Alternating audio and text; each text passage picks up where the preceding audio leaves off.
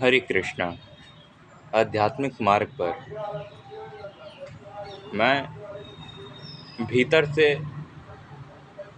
शक्तियों का एक समूह लेके अपने अंदर रखा हुआ हूँ और बाहर से एकदम सामान्य व्यक्ति के तरह मैं दिखता हूँ, एकदम बाहर की तरह सामान्य।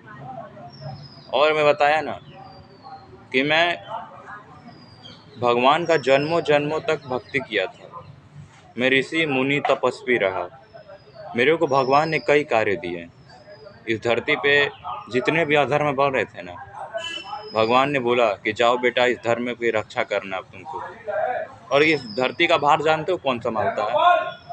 भगवान अपने विशेष भक्तों को ही देता है। जैसे कि कहा जाता है कि जो पुराना समय था वह संतों और ऋषि मुनि तपस्वी के जरिए इस धरती का कल्याण होता था, और ये जीवन की सच्चाई भी है।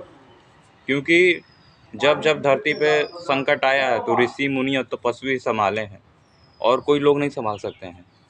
और ये नहीं कि ऋषि मुनि बस एक चोला पहने हुए ही बस तुमको दिखेगा, नहीं, ऐसा कुछ नहीं है। ऋषि मुनि बस एक अंदर से सामान्य दिखेगा, अंदर से मतलब कह सकते हैं कि एकदम शक्तियों से भी अपना प्रभु की कृपा में रहता है, मगर बाहर से एकदम सामान्य दिखेगा। मगर वे दोनों कार्य करेगा, अपनी भक्ति को भी जारी रखेगा और जो बाहर में समस्या है ना उसको भी वे सुलझाते हुए कार्य करता है। मगर लोगों को जो दिखता है ना, कहते क्यों है कि लोगों के आंखें वही देख सकती हैं जितनी उनकी आंखों में शक्तियां हैं। मगर भगवान को पता रहता है भाई कि कौन आत्मा किस कर्म की है और उसको किस प्रकार का कार्य दिया गया है।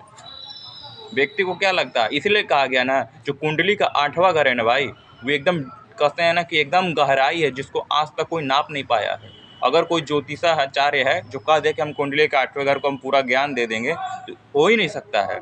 उसी प्रकार कुंडली का 8वां घर जिस प्रकार है, जीवन में जस्ट उसी तरह है व्यक्ति भी। जो उसके अंदर में क्या छिपा हुआ है कोई नहीं जानता है, वो सिर्फ प्रभु जानते हैं कि सच्चाई क्या है। मगर लोग हैं जो मन में आया देखें उसको सच मान लिए, जबकि सच्चाई कुछ नहीं है। भगवान जो होता है ना, अपने कार्य को ना वे उस व्यक्ति को सौंपता है ना जिसको पता होता है कि ये उस चीज़ को कर लेगा।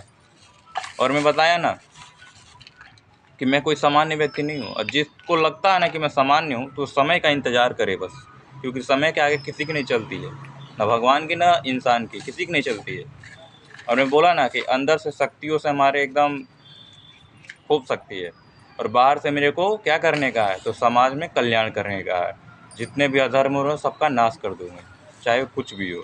और जो सोचेगा ना कि मेरा बुरा कर दे, उसकी भूल है भाई, वो कभी नहीं जीत पाएगा।